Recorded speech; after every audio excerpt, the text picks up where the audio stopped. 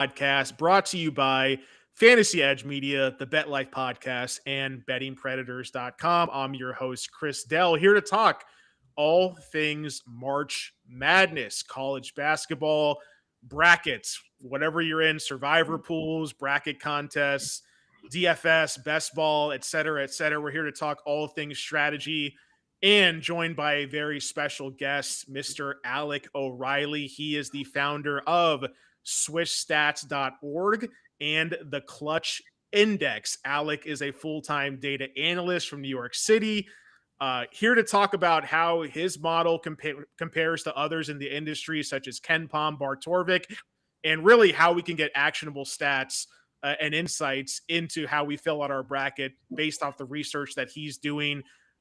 Alec's website is one of the few in the industry that account injuries into how we're breaking these teams down and viewing them. And I think that's often the most overlooked aspect of using these rating systems like KenPom, et cetera, to predict and to best fill out our bracket. So without further ado, Alec, really appreciate you joining here on the show, and look forward to talking some bracketology with you, man. Yeah, Chris, thank you so much for having me.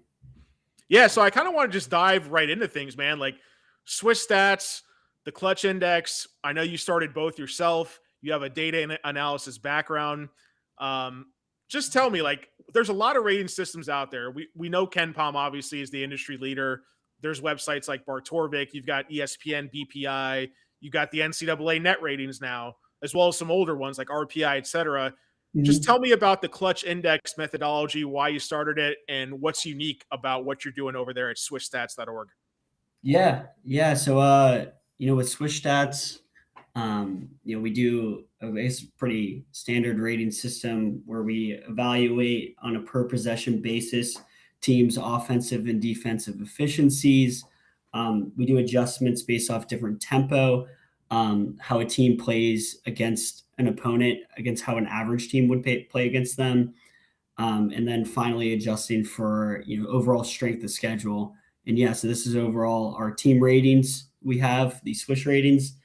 So like some of our top teams this year, Duke, Michigan, Arizona, and Florida. I think a lot of people can agree on those four being some of the top teams in the nation.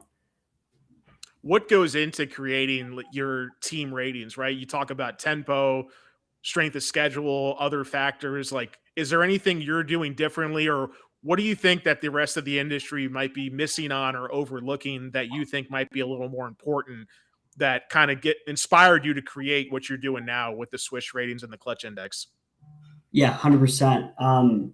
So I think two main things. I think the first thing being, I think a lot of teams don't value strength of schedule or strength of opponent as much as my rating system does. I think that's something that is very important, especially when we're talking about a team's ability to perform at the highest level, perform in the Final Four, and winning national championships. I think this is a better way to indicate, some of these top teams. And then another thing I think that is very important that maybe not necessarily my team ratings have, but some of my my game simulations include, adjustments for injuries. I don't think many of the different models or rating systems out there in the CBB analytics world adjust for team or different injuries on teams. And I think that's one of the most important things when looking at March Madness, especially this year, March Madness, because there are a ton of injuries, a ton of very important injuries too. So yeah, I think it's very important. Yeah, absolutely. And I think that's one of the main things. Like, if for those of you listening or watching that have followed the Betting Predators content for the last, 5-6 years since we launched, about all the different cheat sheets, Wisdom of Crowds projects that we do, whether it's March Madness, NFL mock draft trackers, et cetera, et cetera. I think the one thing that stood out to me with what Alex just mentioned is the injury factor, right? Like, you hear that in a lot of podcasts when you're watching the bracketology show, the bracket show on ESPN is like, oh, like you'll just a whole stream of random, like this team has injuries, that team has injuries, this guy might be coming back, that guy might miss round one or the first weekend. It's just a complete mess. There's no rhyme or reason or organization to it. a lot of these beat reporters that cover these college teams, like they're covering the team from a totally different angle than like the fantasy slash gaming side that we're talking about right now with bracket contests, right? So like they're not trained necessarily to come in and be like, hey, give us the up to date information on these players. Are they going to play in round one? In the first weekend, will they be at 100%? What's the rotation going to be if they're not going to be 100% or playing or starting, etc.? So that's a lot, right? It's like, okay, KenPom is great, and you can come up with projected spreads using KenPom, but it's not accounting for these injuries, right? And I think that's a big deal at the end of the day. And you look at the odds on a website like DraftKings, for example. Well, maybe that is the sharpest spread at the end of the day because there's so much liquidity in that market, but there's still other ways to find an edge. And that's what I really think is the value of what you mentioned, Evan Mia's site. They have an injury adjusted rating system as well, in addition to the content that you're doing too.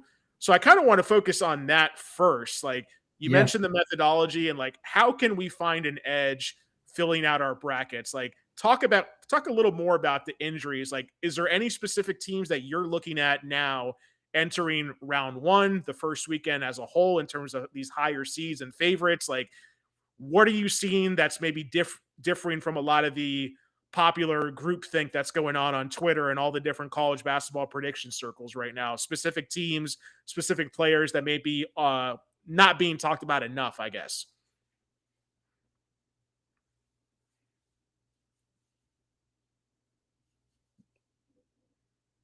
Oh, Alec, I think you're there. Are you still there?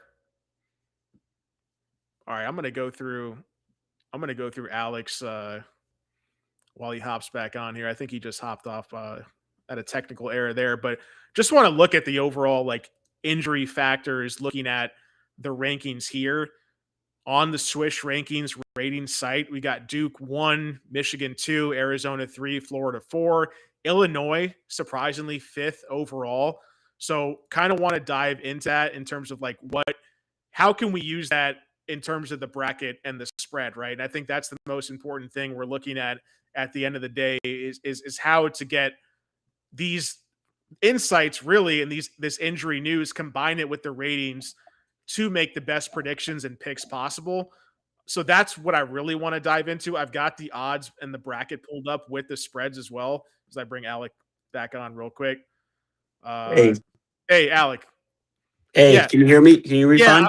Yeah. So I had just asked you, like, what injuries and teams in general do you think are not being talked about enough in terms of teams that are going to be most impacted when you compare that to the rankings and ratings out there that people are using to fill out their brackets right now?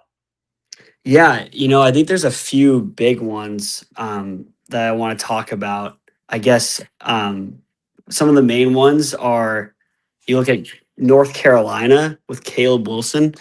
Caleb Wilson, if you go and Chris, I'm my Wi-Fi disconnected, so I don't have access to my computer right now. But maybe if you can Yeah. toggle over to the game simulations, and we can look at North Carolina versus VCU. Okay. Is that so game simulator? Yeah, exactly. Okay, here we go. So we're going to walk through a little demo here of the site. So we're going to put North Carolina, team 1. And we're going to type in VCU here, team 2. And we want to go neutral court. Yep, exactly. Run prediction. Okay, here we go. Yeah, so I think this is, a very interesting one to look at. So North Carolina is missing out on Caleb Wilson. And you can see if you scroll down and you look at the tables there, it shows, some of my different player ratings and total impact that we see by losing some of these players. So if you see with Caleb Wilson, he's, that's over 20% of total impact that North Carolina is losing with the Caleb Wilson injury that we just saw. So, that shifts the line from, North Carolina being favored in this game to VCU being favored. So I think that's something that, and a lot of people, when they're filling out their brackets, they might not be aware because you're looking at North Carolina's overall schedule. They have some great wins on this year, but without Caleb Wilson, they're a very different team. Yeah, so I see you have. So what I'm looking at is the odds right now. I'm seeing on the oddschecker.com bracket with spreads, North Carolina as a 2.5 point favorite. You've got the injury adjusted spread. If I'm reading it right, as VCU should be favored as by 3.5 points. Is that correct? Yep. Wow, that's a Yeah, huge no, difference right there. I think it's I think it's very interesting to talk about. Yeah, I think a lot of the sports books might not value Caleb Wilson enough when Okay. looking at this impact of this injury.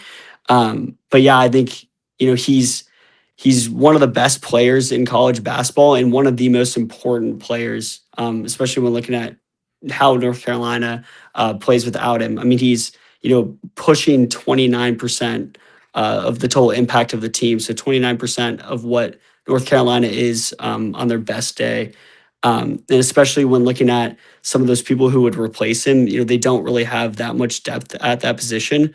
So it's very interesting to see. Yeah, that's really fascinating. Do you have to type it in one by one to see the injury report? Is there a different way to see that on the website? Yeah, for right now, we just have it as a part of the game simulation. Okay. But moving forward, it might be a new feature as we look into next year. We're looking to Yeah. roll out a few different features over the off season. But yeah, for right now, just in the game simulator itself. No, that's very helpful, especially when you get into the later rounds, right? Because you're really getting these powerhouse teams facing off against each other. There's going to be a lot of bias in the coverage and the kind of shifting the public narrative, right? And I think that's the main thing that sticks out to me here with just this matchup, VCU, where your model has North Carolina minus 1.62 and the spread is North Carolina minus 2.5. So you're like, okay, like tight game here. Yeah. VCU, like mid-major school, but they're battle tested. They've won NCAA tournament games and made deep runs before. But then you look at the injury adjusted spread, and it's like, wow, like that's a huge difference there. Did you want me to pull up the bracket simulation?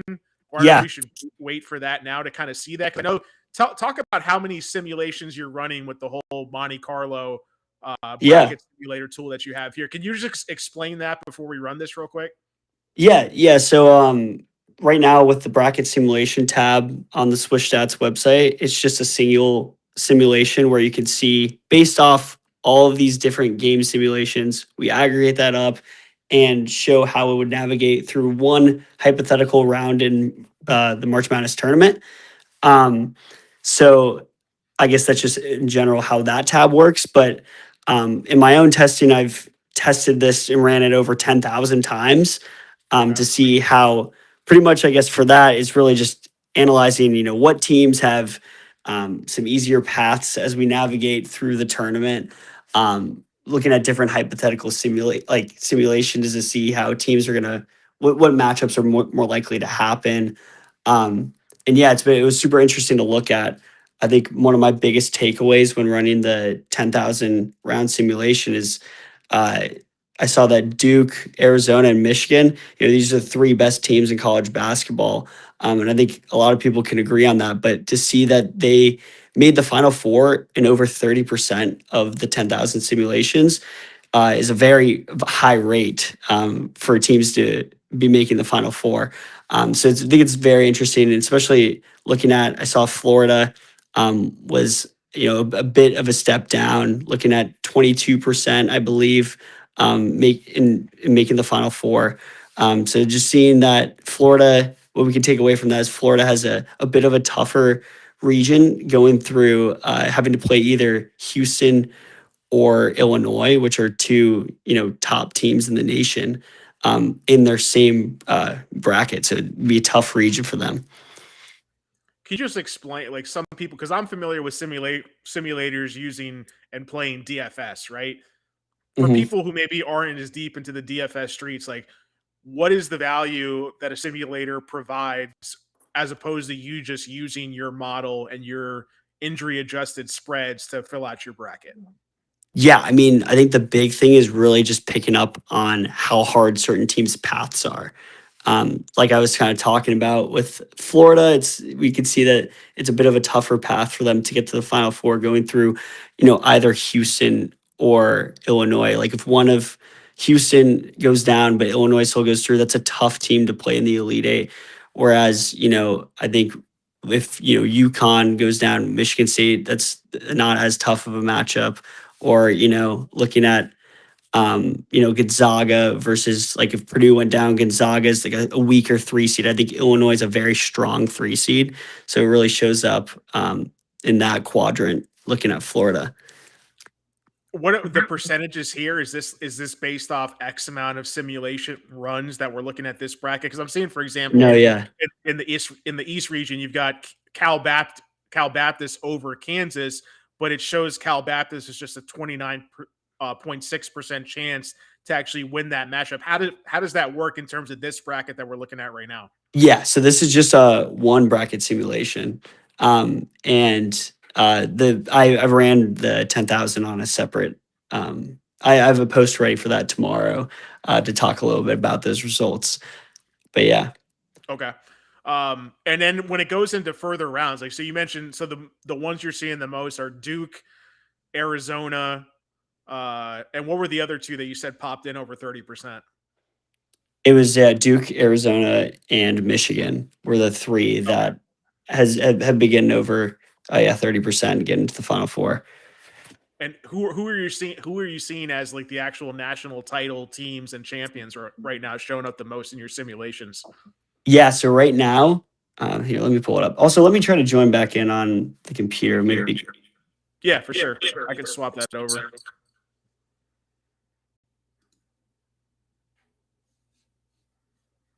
All right, 1 second here. We're gonna get Alec back on. Alec, I got you back on. Do you have another screen you want me to share? Here, yeah. Let's pull that up. Yeah, no, it's interesting. I just like you're looking at like this isn't exactly how you would every time you click run simulation. It's obviously going to give you a different outcome or different outcomes for every single game, for that matter. And we're going to pull up the one that you have right here, and you can kind of show us what you're talking about here with your probability bracket. Yeah. So here's like the main thing here is Duke, Arizona, Michigan, Houston, Illinois, Iowa State are kind of my top teams in terms of winning it all. I don't have Florida in this. Okay. I think that Houston and Illinois are slightly edge them out in that Elite Eight matchup. But yeah, I think I kind of highlight here kind of why Florida has this tougher route with Illinois and Houston. But yeah, I think Duke right now is the number one team for my simulation. So these are some of the results. Overall, I saw Duke making the Final Four over 45% of the time. Arizona over 35, and Michigan over 30. But that's really kind of all I want to highlight. The overall simulations. Yeah. And do you see like because right now those are obviously the favorites, right? Like looking at DraftKings, Arizona is minus 120 to make the Final Four. Michigan's minus 130. Duke's minus 135. Do you like when you hear those odds or see them, are you thinking like, oh, there's still value there? Or do you think the market's properly accounting for those teams making it that far in the tournament right now? Yeah, I mean, I think the market's probably there in all honesty. I think most people in the college basketball space talk about those three teams as a step up from the rest of the field. And I think this really just goes to cement that. So I don't really think I think it's probably already baked into those odds. Yeah. Yeah. What are you seeing right now with Duke? Because that's like one of the teams that pops up when we're talking relevant injuries, at least in the first 100%. weekend. How much are you dinging Duke? Obviously, we're not worried about them losing their first game, but maybe second round upset, Sweet 16 upset loss. How are you treating the Blue Devils heading into March Madness here? Yeah, so Duke they have ridiculous depth. So I'm not honestly all that worried, especially with Patrick Ngumba is supposed to come back. I think after the first weekend, he should be back for maybe, hypothetically Sweet 16.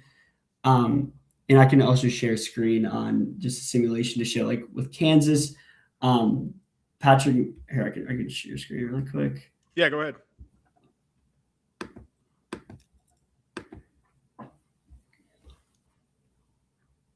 But so right here, and I think this is actually something that Evan Mia has a very similar outlook on. But I only have Duke getting knocked down 2 points due to the injuries in Caleb Foster and Ngungba. I think Ngungba is a lot of a bigger impact than Caleb Foster. So you can see he's 14.3% of the team's total impact versus Foster, right around 8. I think Foster, with substitutions, you got Caden Boozer is a very similar player as Caleb Foster. He's not really going to be that much of an impact on what Duke is. I think Gungba is more of a pivotal player, and I think that's a lot of what we see with this 2-point adjustment. But when they get Gungba back for potentially the Sweet 16, I think this Duke team will be right back to where they were and probably see a very small, minimal injury adjustment with them moving forward. So I'm, in all honesty, not very worried about Duke throughout this tournament. Okay, gotcha. Yeah, and just looking, like you mentioned the favorites, obviously, and it kind of aligns with the market now. Like outside of those top 3 that you mentioned, when we're looking at possible Final Four surprises, because that's where the bracket points add up, right? You get to the Elite Eight, the Final Four, the points keep doubling and doubling. What are you seeing as a possible, let's say a sleeper Final Four team, a sleeper national title game team, maybe even a sleeper national champion? Anything popping up in the simulations that you're running now, or anything that might be value according to the injury analysis as well? Yeah. I think that Illinois is definitely a team that is a sleeper. I believe they have one of the top 5 offenses in the country according to my resume, according to my Swish ratings. They have a ton of depth.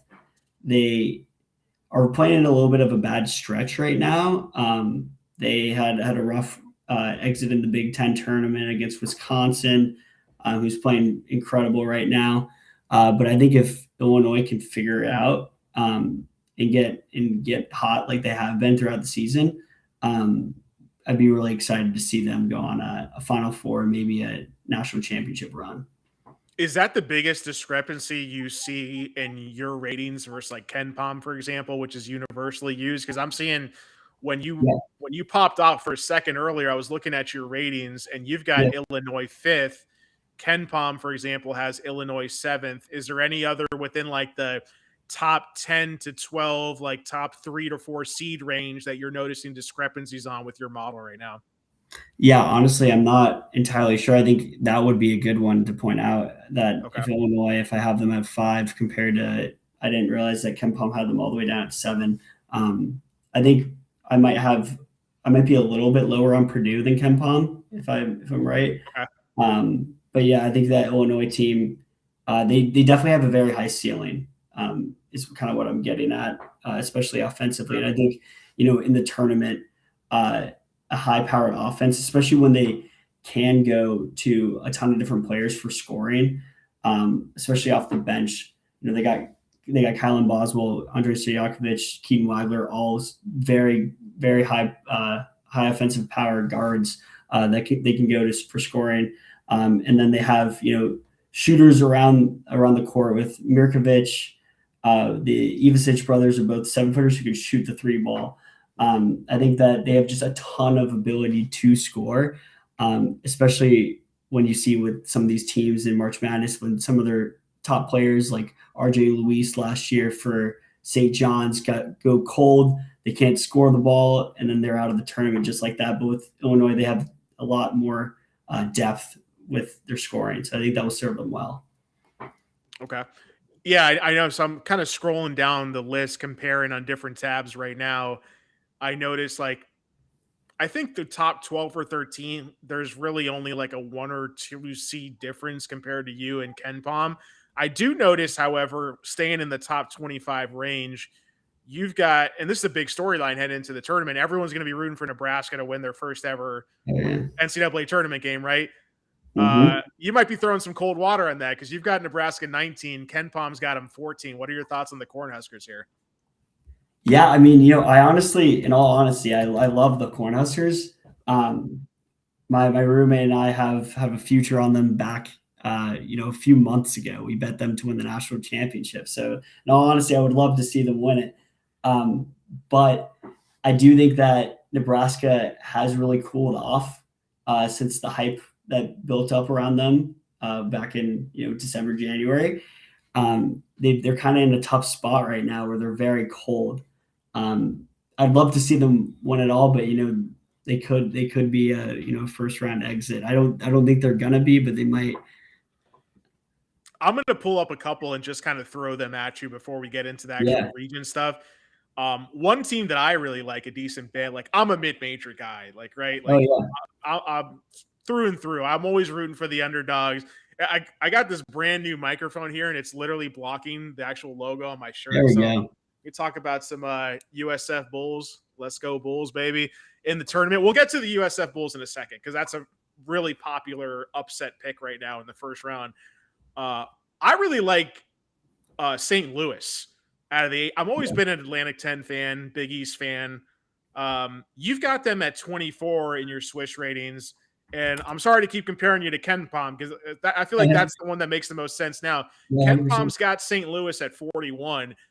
My personal rankings, I've got St. Louis closer to where you have them.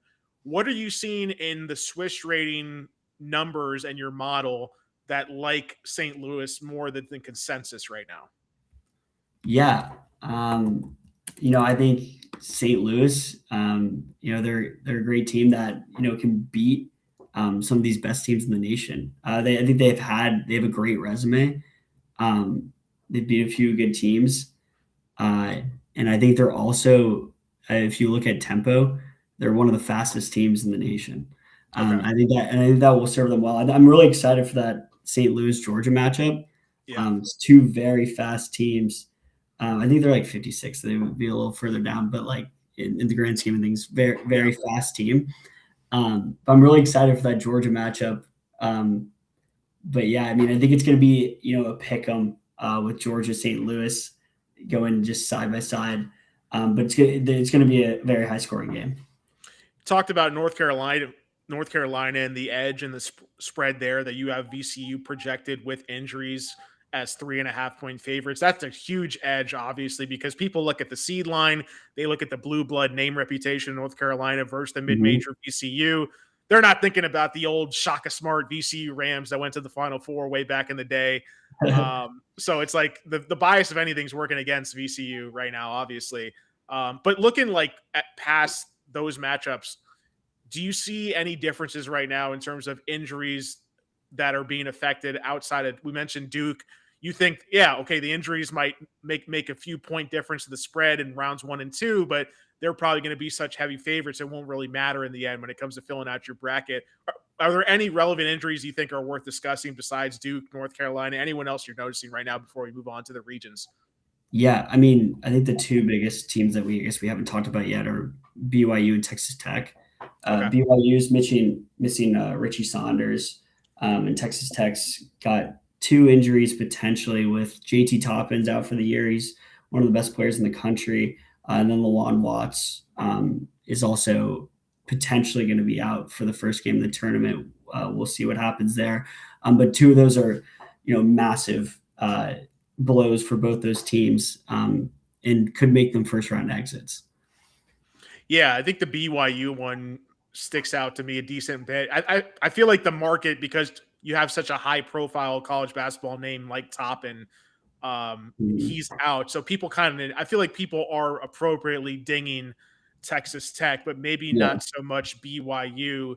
Can you, or I can pull this up actually. We can pull up the actual the team. Game Where we? simulator. Yeah. Which one am I going to again? Game simulator bomb. Yeah. Game simulator. Okay, let's do this practice right here. So let's go to BYU first.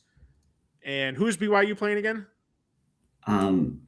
It's potentially NC State, I believe, or Oh, that's yeah, right. I was going to say, I was yeah. like, who We is don't, this? we don't know yet. Yeah, NC State and what's the other one? Texas. Texas. I think you're right. Texas. Yeah. Okay.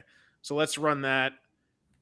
So injury adjusted spread, the model would have BYU as very tight favorites, Mhm. you know, Well, almost originally, even money there.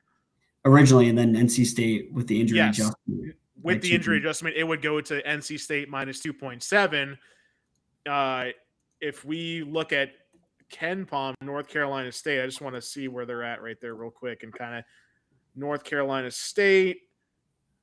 I don't even know where where North Carolina State. Oh, NC State is 34th.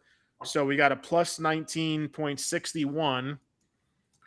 And then we've got BYU plus 23. So that's almost 4-point favorites for BYU just based off the KenPom projected spread and the net ratings there.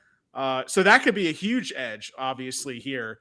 And then I'll just pull up here. We'll go. This is very, very easy and simple. The UI UX is very user friendly for sure. We'll type in Texas here, run that prediction, and similar, right? Like you're really going to incorporate those injuries into what the actual real spread should be. So super helpful tool. Make sure to go to swissstats.org to check that out. And I'll flash a couple of graphics on the screen so people can check that out if they're watching as well. Again, like we talked about a lot of the favorites. We talked about injury affected teams. Real quick, like, overvalued, undervalued outside of the top, like 4 seeds in each region, like seeds, let's say 5 through 12, anyone that you're noticing in your simulations, in your injury breakdowns that could be some value in terms of, like, let's not talk about round 1 upsets yet, just in terms of making an actual legitimate deep run. We talked about Illinois. Even if it's like a Sweet 16 run, getting out of the first weekend, who stands out based off the Swish ratings, the clutch index, and your injury reporting right now? Yeah. With the simulation itself, you're not going to have a ton of big upsets because we're working with 10,000 simulations. But I think NC State making it to the Elite Eight at 11% of the time, I think that's a pretty substantial Cinderella potential. Sure. Especially with with the first round matchup of BYU that I have them favored over BYU, and then playing against Gonzaga as a second round. I think that's two teams that will serve them well as good matchups, especially with NC State's very high ceiling. NC State's a team that slid a lot towards the end of the season, so it would be interesting to see if they can flip and go back to how they were playing. But it's a team that has the ceiling of a 6 seed, despite being down to an 11 seed. Yeah. Any double-digit seeds that stand out right now to you in terms of winning multiple games? Yeah, I mean, I guess NC State would be one, and then anyone else? I think VCU's potential to do it, and then potentially Akron, just with the way they set up with the injuries that they're playing in the first round. But yeah, those are a few that have a good shot, I think, at making it to a Sweet 16. Okay. All right, I'm going to pull up the odds checker bracket with the spreads here as well, because you mentioned NC State, obviously a very tight spread with Texas in the first 4 matchup there. Mm-hmm. Not so much for the 11 seed matchup with Miami of Ohio against SMU. SMU very big favorites there.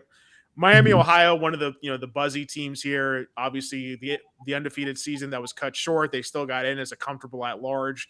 Do you agree with this? I mean, Miami of Ohio 7.5-point dogs in the play-in against SMU with a team that some people say maybe shouldn't have got in. What are your thoughts on Miami of Ohio in this matchup here? Yeah, so here's the thing I'll say about Miami of Ohio. I mean, this is a team. They might not have the best analytical resume. They, have one of the worst, strength of schedules out of every team that made the tournament. But the one thing they do have is they are the clutchest team in college basketball, according to the Clutch Index, which is a graphic that I made, which is measuring out how teams close out games down the stretch. And that is one thing that I will say. If this Miami of Ohio game versus SMU goes down to the wire, I have no doubt that Miami of Ohio will win that game, especially as I've seen them win countless games down the stretch this year. So I'm all about Miami of Ohio in a close one, but if SMU pulls away early, it might not look too good for them. Okay, so I just want to pull this before we get into the clutch index, and I want you to go over that as well. We talked about a lot of injuries, but SMU, BJ Edwards here, you have the model as SMU 4-point favorites, which is already showing value on Miami of Ohio betting the spread, but then you adjust for injuries here and you have almost a pick 'em.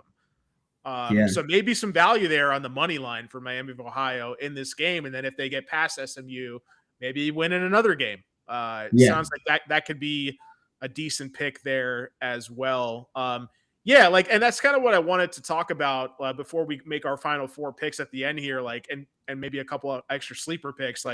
Talk about the clutch index, because it's not just you having another rating system out there. You mentioned the methodology that went in and creating SwissStats.org. Talk about the clutch index a little bit if you want to pop that up on your screen, or if you want me to pull it up as well. And we can kind of go through that and how that's affecting how you're breaking down these brackets and making your picks too. Yeah, I can pop up the clutch index right here. I got it. Did you launch both simultaneously with the ratings, or did you do the ratings first, then the clutch index, or how did kind of both of those come to be together there? Yeah, so the clutch index kind of is what started Swish Stats off. So back like a year and a half ago, I went to Villanova University. So big Nova fan. Last year we had Kyle Neptune as our coach. And Kyle Neptune would do this thing where we'd be up, 10 points with 5 minutes left in the game, and we'd find a way to lose it. Not sure how. But I was watching these games and thinking, man, we have to be the biggest choking team in college basketball. There's just no way. So I decided to actually dig into the data and figure out where we actually stood. And we were in the top 5 for the biggest choking teams in college basketball. And a lot of Villanova fans and a lot of other teams, after I posting the clutch index, resonated with the graph. And so it was a big hit. A lot of people love it. And I think it's very helpful to look at when looking at potential March Madness matchups. So kind of like I was talking about, Miami of Ohio, clutchest team in college basketball. They should have lost somewhere around 18% of their games, but they managed to be nearly undefeated in their stretch of games this year. Some of the other clutch teams, Arizona, Michigan, Duke, obviously are going to be very clutch teams as they win the majority of their games. But talking about specific matchups, I think one to look out for, and I don't want to say that I don't think McNeese is maybe good enough to beat Vandy. But if that game came down to the wire, McNeese has proven to be a little bit more of a clutch team down the stretch than Vandy. Miami of Ohio versus Tennessee could be that potential first round matchup. Tennessee's a team throughout this whole year that's really struggled to close games down through the stretch. Jacoby Gillespie has, been one to choke a lot of games throughout this year. So I can already envision Miami of Ohio coming down to the stretch with them and pulling off, one of those great March Madness moments. What's up with High Point just chilling up there with those guys? Yeah, so I guess one thing to point out is, right on that, they're pretty much as expected. That dotted line shows if you're on that dotted line, you're even in terms of you're not that clutch or that much of a choking team. You're winning as many games as you're expected to win with 5 minutes left in a game. So they're doing as expected down the stretch in games. But they are someone to look out for in the tournament. They're 30-4. They've been absolutely dominant in their conference. So it'll be interesting to see, especially how they match up with Wisconsin. But Wisconsin's been hot. They do have Wisconsin has a potential injury with Nolan Winter. I think he's supposed to play. So right now the injury adjustment will show, an adjustment. But I don't think when it's all said and done, we're going to have have that injury in that matchup, though.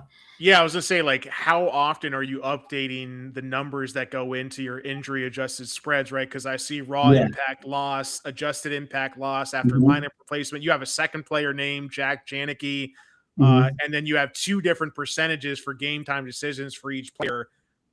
Who are you following to gather that info, and how are you going about updating these as we get closer to tip off for these games?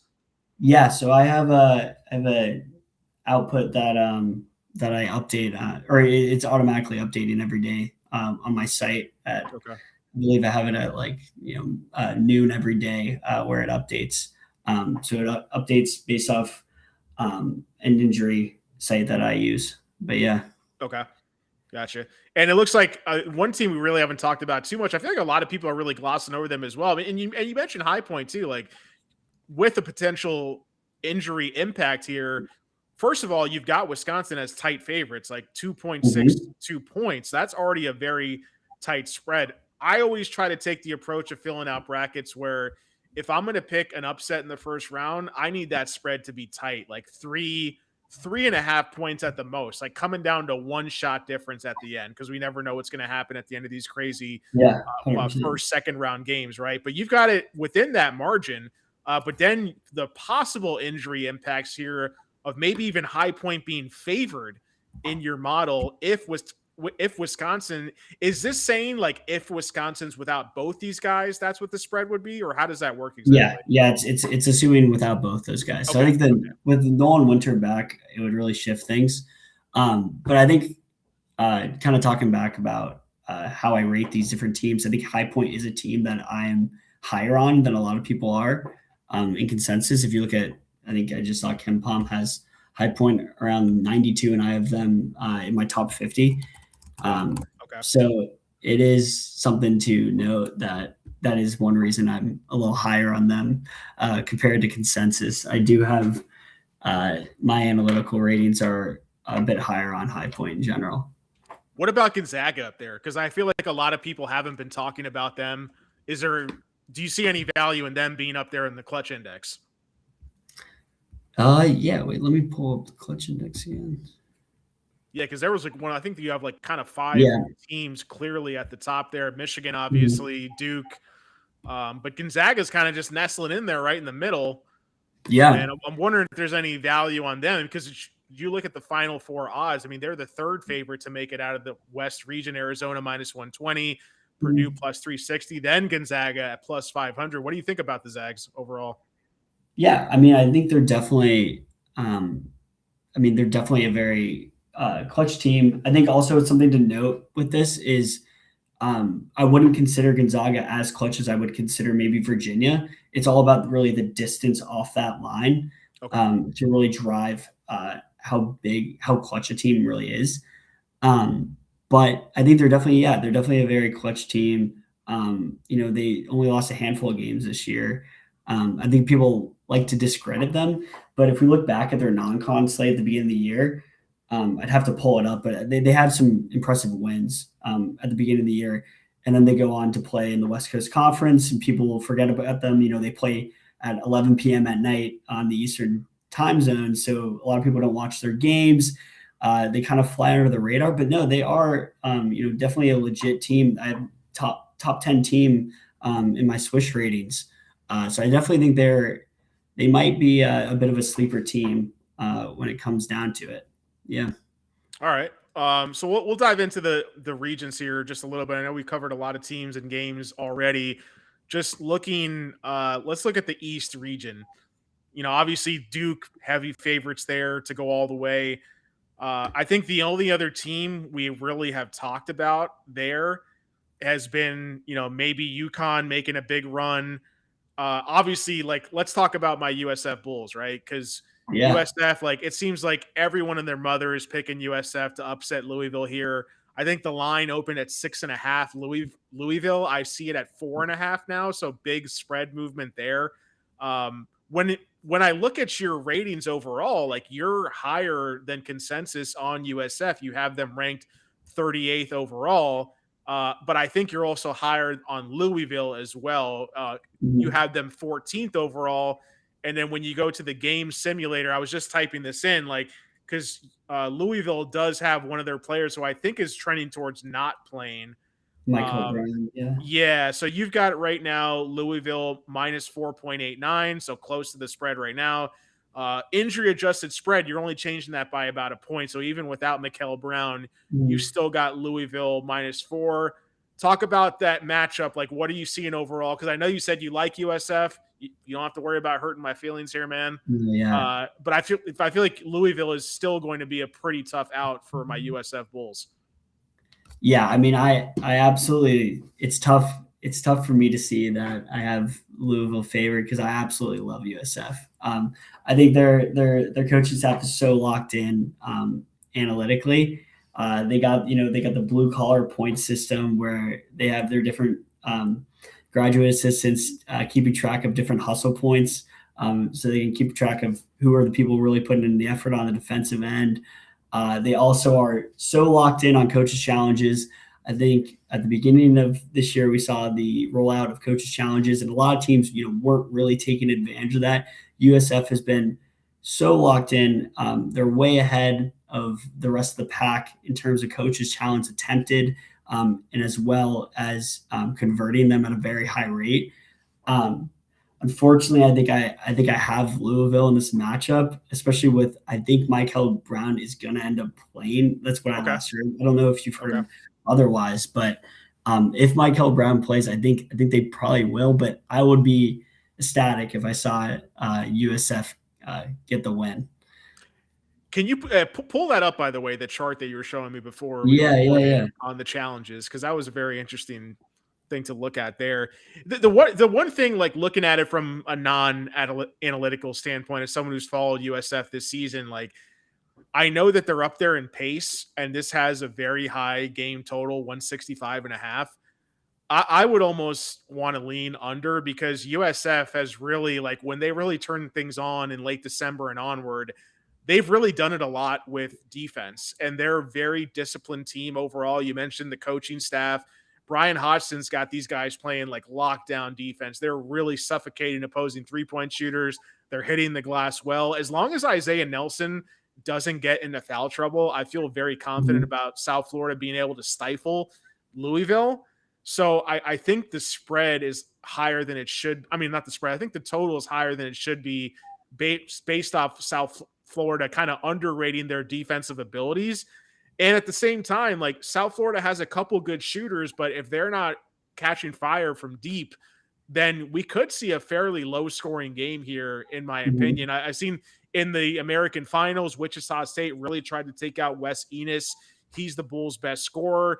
Mhm. He's also a lockdown defender, though, at the same time. So that's one thing where I think where um, there could be some value on the under in that game. I'm going to pull up the coaches challenge chart that you have here. Yeah. Uh, obviously USF being very successful with their challenges, like can this I'm guessing it doesn't impact your projected spreads and simulations, but how could you use this as something to further give you some actionable insights into making your bracket picks and possibly making some bets as well?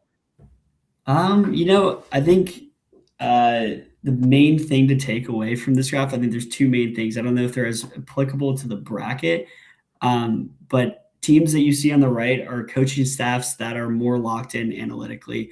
I think you look at Florida. Ryan Hammer did a video with Florida's staff where he went behind the scenes and looked into their coaching challenge strategy.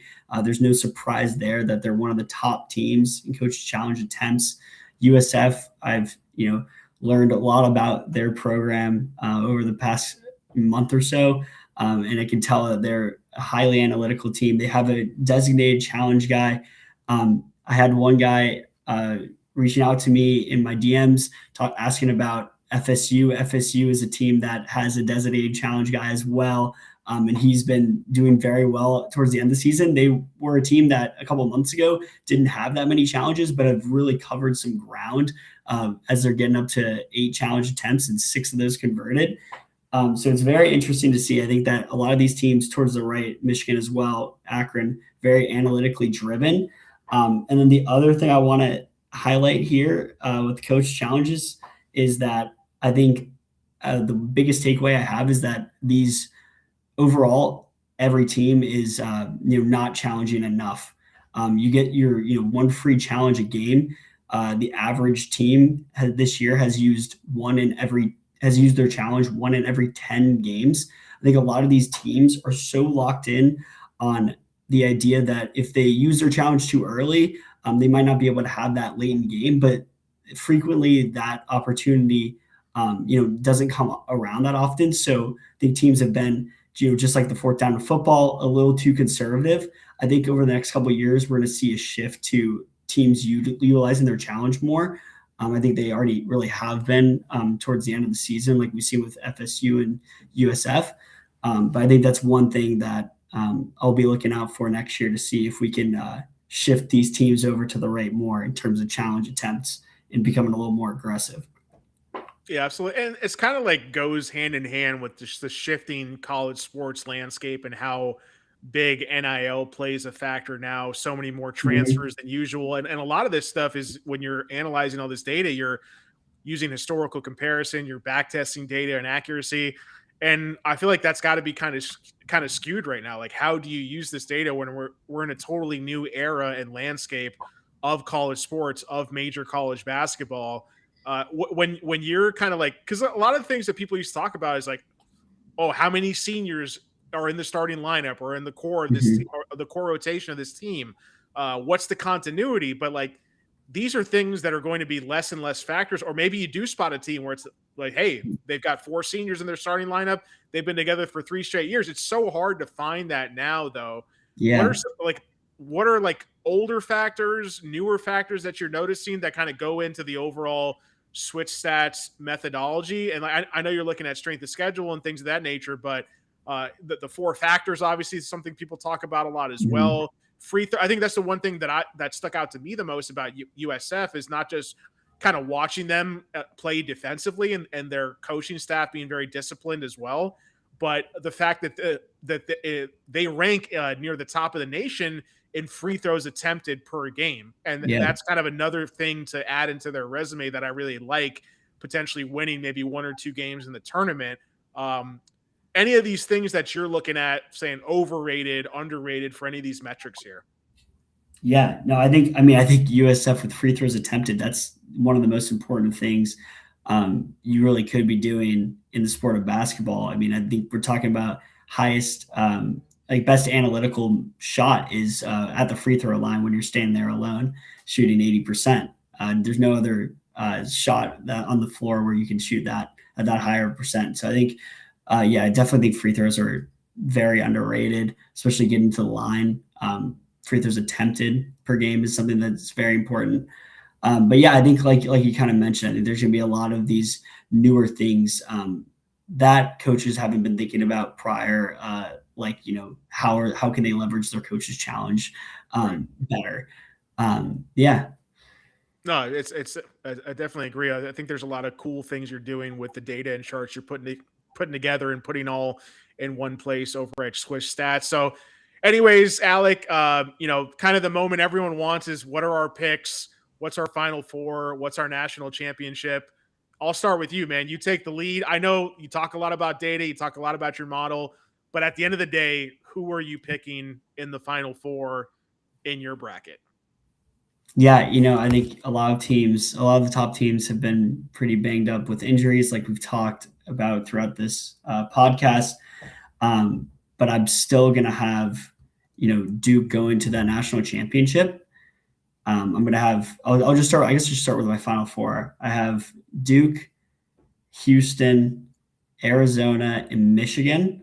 So I got the 3-1 seeds in Duke, Arizona, and Michigan. These are I think these are the top 3 teams, and there's a gap between them and the rest. And then I have Houston coming out of that South region over Florida. I think Florida has shown some weakness, especially after their big loss against Vanderbilt. I think Houston plays in the Big 12, which is the best conference in college basketball this year. I think they have a great shot at getting to the Final Four. And I have Duke going to the finals, and then Arizona beating them. Uh, Okay. yeah, I think that's a sentiment of what the Big 12 is this year. I think they're the strongest conference, and Arizona just won the Big 12 tournament, so I don't see why they wouldn't be able to win this the Big Dance. Does like Arizona's youth at all worry you, or do you think that that's not as important as it maybe used to be in the past?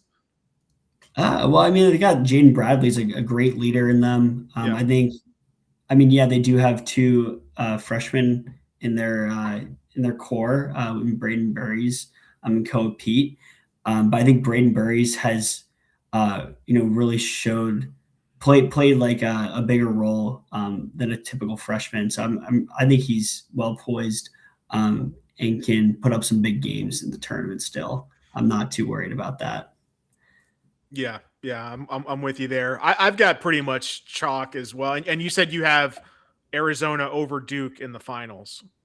Yes, Arizona over Duke. Arizona over Duke in the finals. Okay, yeah, it's tough for me to see in the West region Arizona really stumbling along the way, just getting out of the Sweet 16, having to play maybe a Wisconsin or an Arkansas. Maybe Arkansas could be the big challenge Yeah. for them as well. And we didn't really talk about them too much. I think on the other side, like Gonzaga, Purdue, I'm not really worried about them. I would say Arizona or Arkansas are probably my two favorite teams to get out of the West overall. Mhm. Yeah. It's like with Florida, I love the coach. I love the program there. Obviously missing key scorer from last season.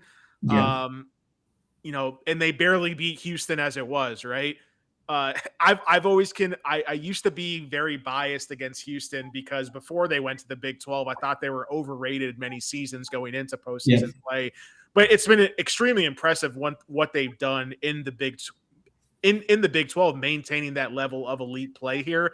So it's tough for me. Like I probably push come to shove would think that Houston is a deserved favorite over Florida. So I'll definitely take Houston to come out. I think Vanderbilt could be a little bit of a sneaky team. I know, like, I'm kind of worried Yeah. about the first round game against McNeese, though. But I think that Vanderbilt could be the team where maybe I might prefer if I'm doing like a 10 entry bracket contest. Like, I might take Vanderbilt once or twice versus Illinois to come out of the South region. But I'll go Houston. I'll go Arizona. Same as you picking the chalk, semi chalk there. Uh-huh. I think Duke versus UConn could be obviously a very intriguing matchup. I've seen some people pick St. John's. What are your thoughts in the East there? Because to me, though, it's going to be one of those three teams that emerges. I don't know. Like I haven't seen enough out of Michigan State personally, even as the 3 seed there, where I still think St. John's is a better basketball team than Michigan State is. But St. John's, Michigan State, UConn, do you see any of who do you think of those three teams could give Duke the biggest challenge in terms of getting out of the East region? Yeah, in all honesty, for me, it's Michigan State. Okay. I'm a little less. I guess I've watched the Big East up close this year, and I haven't been terribly impressed with their ability in the non-conference. I think UConn had a better non-conference, but St. John's really struggled against a lot of teams at the beginning of the year in the non-conference schedule. Okay. That being said, they have picked it up since, have been playing very well. But I think Michigan State is my biggest fear for Duke. Unless Gungba isn't back in time for that St. John's game, that Zuby Ejiofor matchup with them might give them a little bit of trouble. But primarily mostly worried about that Michigan State matchup. Yeah. Yeah, no, I'm with you there with St. John's. Of like, I want to root for Rick Pitino and the Big East, but Yeah. it's easier said than done. And Mhm. same goes for UConn in the bottom of the bracket. I've still got Duke at the end of the day emerging out of that bracket. I've still got Michigan, so I've got the same Final Four as you. I think my only difference here is that I've got Michigan getting to the national title over Duke.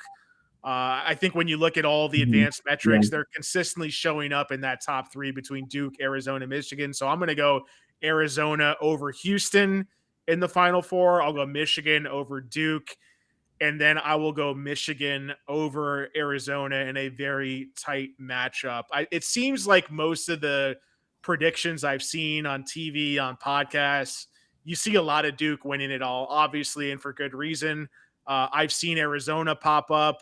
I feel like, and I've seen Houston pop up a decent bit, actually, especially with the home court advantage there in the Final Four that they're going to have, or that they could have. I feel like I'm not seeing a lot of Florida. I'm not seeing a lot of Michigan, even though Michigan's right there with these elite teams in the nation right now. Yeah, I mean, totally. I think if Michigan's playing at their best, I don't think any team can really touch them. They have proven to be a bit inconsistent in terms of, they'll come, like I think in earlier in the season, we saw they would beat every team they played by 40 points. I don't think they're playing at that level they were now. I think they might have peaked a little too early. Yeah. But if they're playing at their ceiling, I don't think any team can beat that Michigan team that we saw. Yeah. I think if I'm filling out 3 brackets, I'm going Duke, Michigan, Arizona, Yeah. and then I'm going to let the South bracket play out how it is, whether it's Houston, whether it's Florida, whether it's a surprise or more surprising team like an Illinois or a Vanderbilt. That's how I don't think Nebraska as a 4 seed really has a chance to make that deep of a run at the end of the day. But anyways, is there anything else, Alec? I know we talked a lot about switchstats.org, the stuff you're doing over there. Anything else? Like, how can people get going, subscribe to kind of learn more about what you're doing over at Switch Stats? Yeah, I mean, just go check out the Switch Stats website. We have a free version as well as a subscription version. So a lot of the free features you can see with the ratings, the clutch index, bracketology stuff. And then for the more premium features that we showed a little bit as we've gone through this podcast today, but different game simulations, and then some coaching suite stuff that I've been working on. But yeah, check it out at switchstats.org. You can check that QR code out right there. And follow me on Twitter at switchstats_. At switchstats_. Make sure to follow Alec there as well. Alec, really appreciate you coming on, sharing your wisdom, your analysis. Appreciate the time. Man, and hope to have you on again soon in the near future. Maybe to talk some bracketology or some brackets next year as well. Yeah, of course, and maybe talk a little bit about fantasy draft for fantasy football coming up next year. You can give me some years in that. I'm definitely down for that, man. Let's do it for sure. Sounds good. All right, appreciate everybody. Make sure to like and subscribe if you're consuming this content on YouTube or on our podcast. You can find the Fantasy Edge podcast on Apple Podcasts, on Spotify, or wherever you get your podcasts. You can also follow us at Fantasy Edge HQ on X. I'm at Mad Journalist on X. That's Mad with 2 D's. You can also check out this YouTube channel. Make sure to subscribe and like there as well at Chris Dell Fantasy. And we'll see you next time. Good luck on your brackets, everybody.